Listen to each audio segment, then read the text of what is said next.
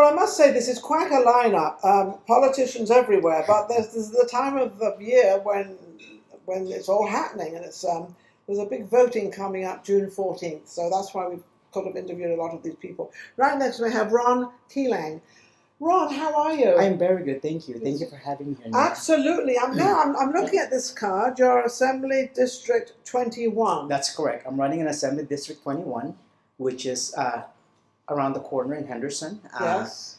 The zip codes are 89012, 89052, 89074, 89123, and 89183. I can't even remember my own one. You got to memorize. The reason that I'd rather give you guys a zip code is because it's such a new district as far as realignment. Oh, really? So I can't really give you a southwest corner or west or east because it's kind of like it's everywhere. It's all over. So the best way to relate with the voters is by giving them the zip code, and when they get the zip code, they're like, "Oh, I live in your district." Now, what are you running for? Assembly or? I'm running for assembly. I'm running for assembly. What exactly is usually the assembly is kind of like the it's a house, kind of like a Congress in federal level. More like we go to a state legislature once every other year.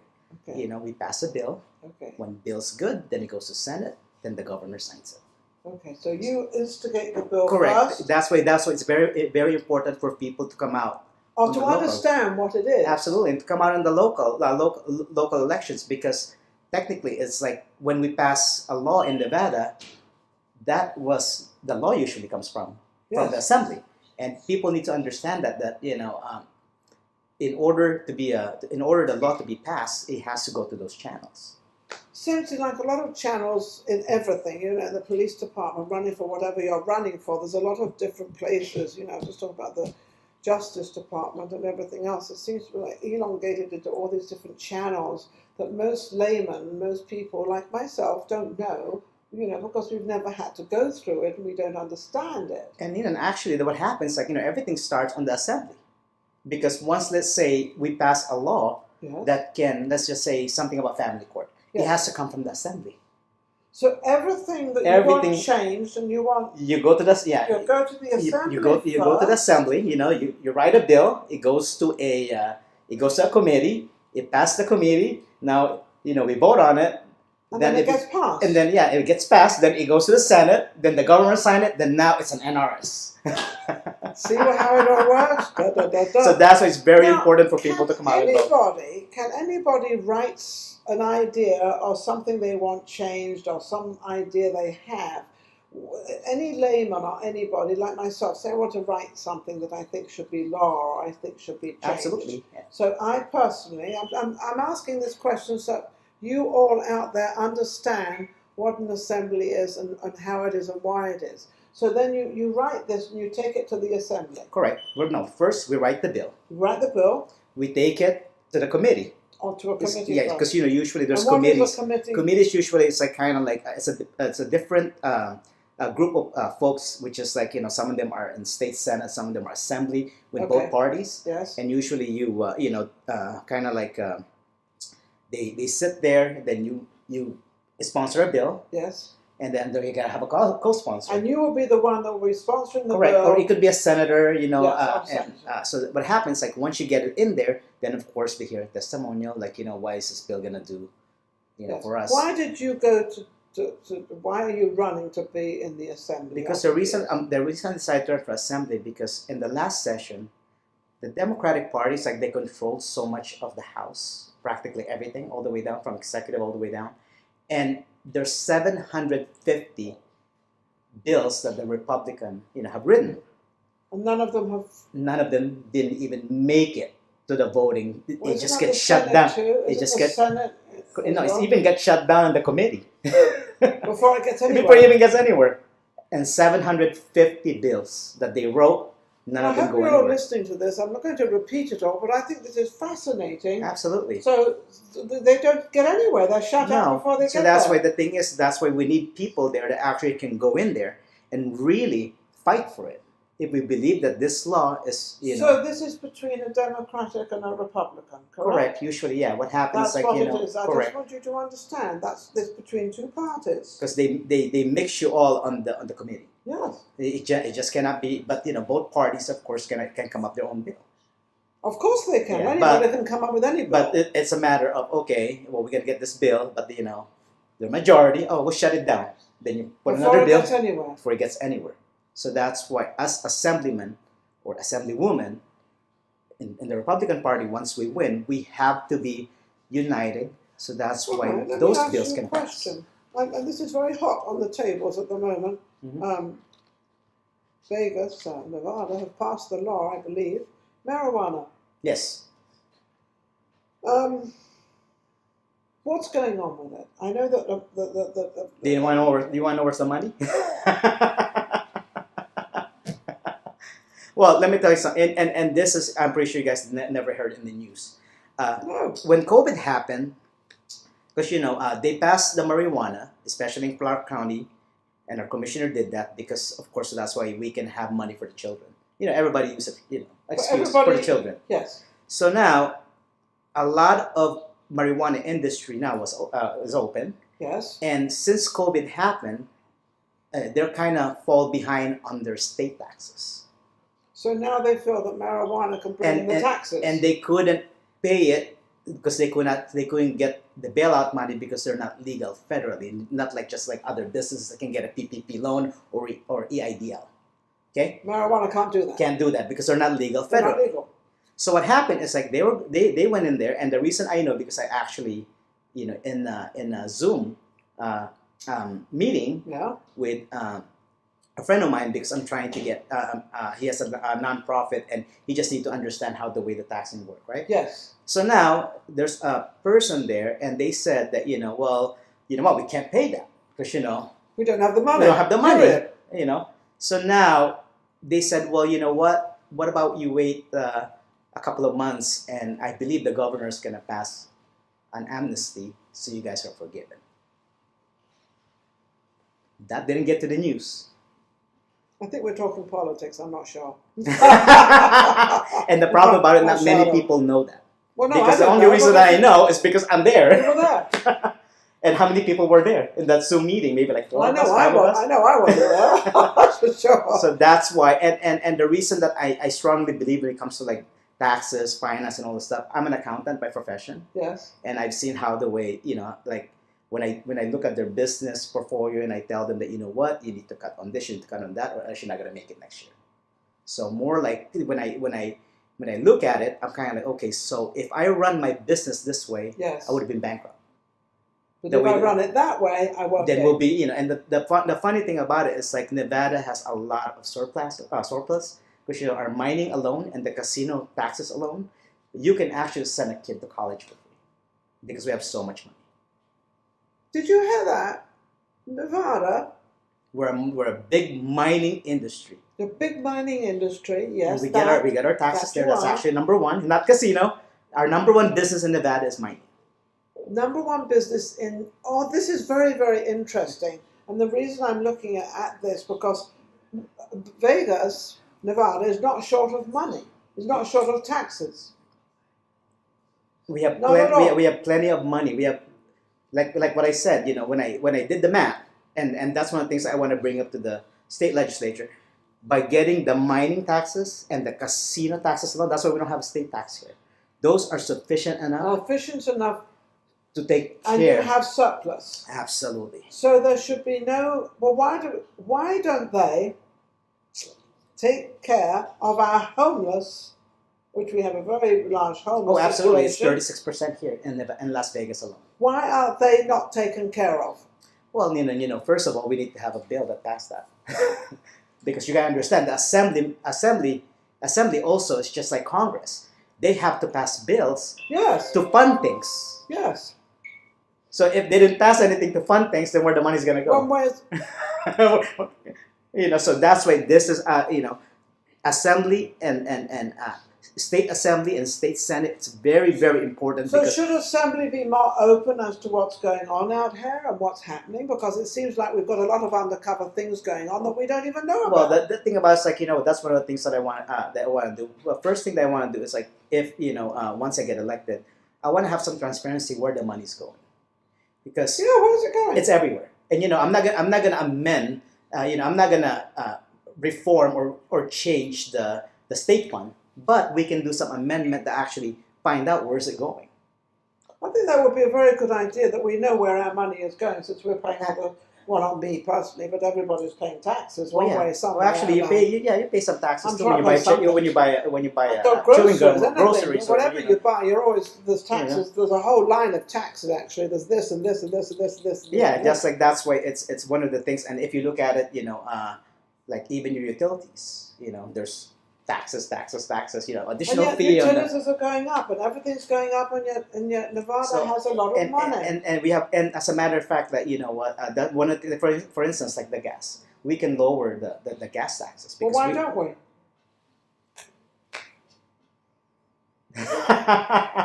That's it, folks. That's the. So what is the? That's a nut and bolt on it. So Ron, we're not making it up. What's the main thing that you're running on? One of the things that I'm running on first is the general fund. We want to make sure there's a transparency. We know where the dollars are going. Second is education, like what I said earlier. Transparency, is that such a word these days? Is it out there? Is it? No, not yet, because nobody knows what. Well, I just found out that we got loads of money in taxes, and we don't have to worry. And of course the school, like I said, they have so much money, but the school, they spend most money on the administration rather than getting it to the classroom. Because let me give you a perfect story. All right. I donated some school supplies with the poorest elementary school in Las Vegas. Okay. So when I went in there, I bought I would probably say $3,000 worth of school supplies. So catered. So when I went in there and asked the principal goes like, "Oh, you can just put in our storage." I walked in the storage full of supplies, so I have to put mine on the floor. But then suddenly, they're saying there are no supplies. They don't have any supplies. They putting it to the teachers, to the parents. But what's the supplies gonna do there? Like a bunch of papers in there, coloring, everything for kids, all the stuff. Yeah, colors, colors, pencil. It could all be given away. Absolutely. Free. Because I don't know if we want to know all this, do we? And the funny thing about it's like, you know what? And first I spoke to some teachers. What they do is like they even spend money to buy books for the children, so that's why they have something to read. So from their own money. So from their own money, when they've got all this in storage, that they could go to the. Why are they not entitled to go to the storage place and pick it up there and then give it to them? Why can't they do that? Then that's what started the assembly. Assembly now relate to the teachers and we're back again. So kind of like we just going like what Stan was saying today. You're back again. If the assembly goes like, hey, you know what? Let's say, Mr. Sheriff, you know what? We're gonna increase your budget. It has to come from here. Kind of like Congress. That's the most important. Like a cat trying to catch correct. His tail. That's why everything starts in the assembly. If your assembly is not assembled, then you're actually out of correct. Because everything starts with the assembly. If we need additional budgets and things like that. So do you think? How do you feel? You think you're winning? You think you're I think I'm going to win. You are going to win. Aren't you? He doesn't. Don't think it. Do it. Well, the thing is, like, I'm also believe that. How many people are running it with actually, you? there's in my primary, there's 3 of us candidate altogether. There's and then of course the incumbent. Is there an always automatic 3 people running? Or, no, usually if you decide to run, it could be 1 person or 2 people, correct, or 5 people. It could be anything. Could be 8. Because mostly everybody said there's 3 of them. Correct, and you know what? And it's given. Yeah, so they're given, right? Anybody can run. Well, that tells me that a lot of people are not running for politics. It tells me they don't want to be into politics. It tells me a lot of stories that I've learned more out of having all the politicians on about what's going on, how it's working. And it's funny because it seems like everybody's hiding something from everybody else. Nobody wants anybody to know what's going on in our own state. That's why we need transparency and, people, like when I do door-to-door canvassing. Okay. And of course, because I want to hear from them. Yes. What do you want? How do you want it? What do they want me to do? Like, kind of like, I asked them, how's the education? Is it important to you? Economy? Is it important to you? Voters ID? Is it important to you? Things like that. Is it important to you? Oh, absolutely. I believe that we should show an identification, to vote. I show mine. We have to show ID for a lot of things. Yeah. Why wouldn't we show ID? Come on, Facebook, when you try to sign up, trying to create something on Facebook, they make you download. They make you download your ID with an affidavit. Try and sign up for anything, and they want all this stuff.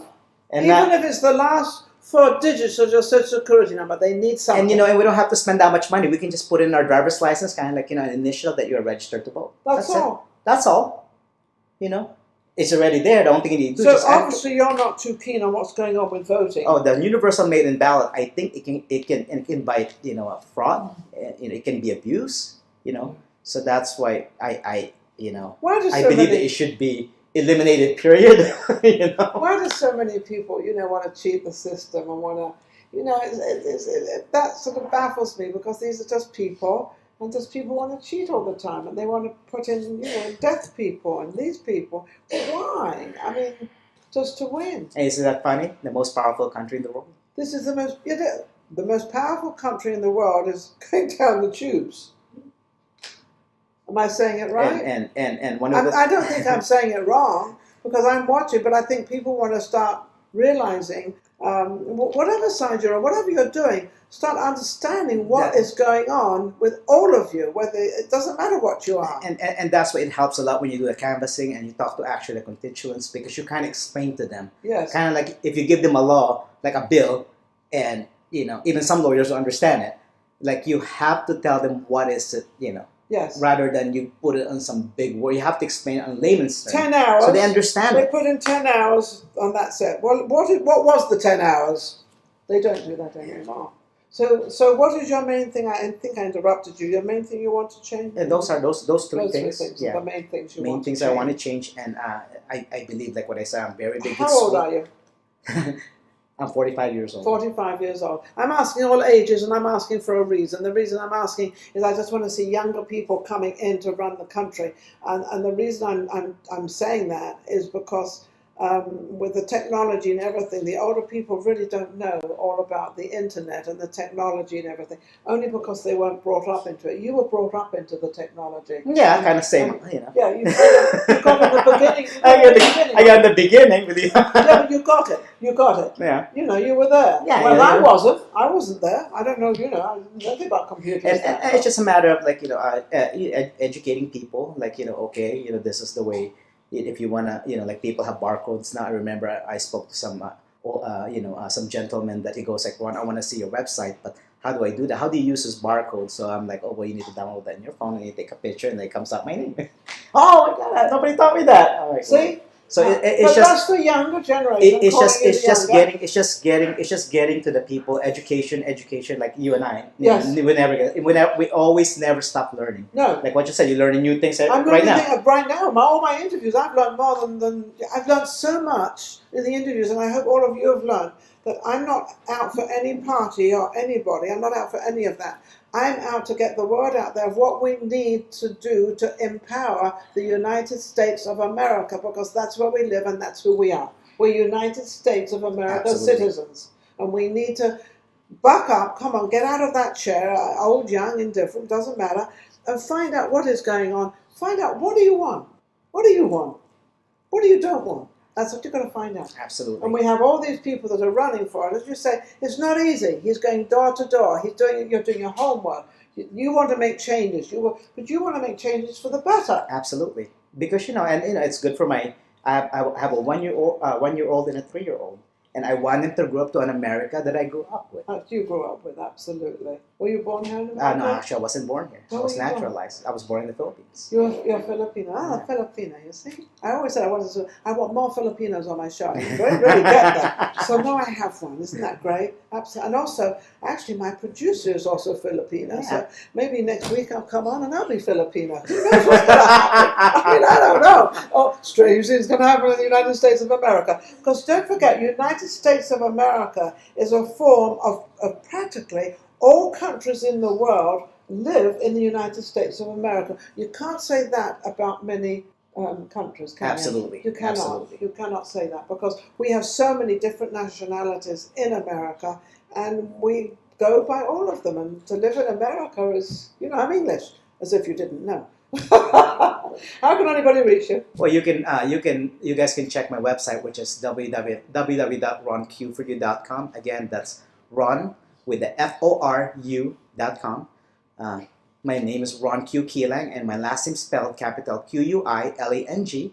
It's quite easy, but it's just difficult. Quilang. Quilang. And hope that you guys come out and vote. Just remember that local election is very, very important because that's the one that can make a difference in our state. Then they all cut together. And do you have a phone number? Yes, I do. My phone number is 702-576-5658, and I do answer that phone personally. I love it. I love it. Thank you so much, Ron, for coming on. I've learned a lot. Thank you for having me, and I appreciate that. Everybody. We could have an hour show. Oh, we could have a... I'm known for talking. I have to shut myself up because I go all over my limits every time. Each show's supposed to be 10 minutes. My poor producer's looking at me like, Ninon, you have no idea. You don't even know what 10 is. Never mind minutes. You don't know, which I don't. But I find them very interesting. We'll be right back with our next guest, Vegas Live with Ninon. Don't forget, YouTube, subscribe, join, do all the above. Love you all. We'll be back.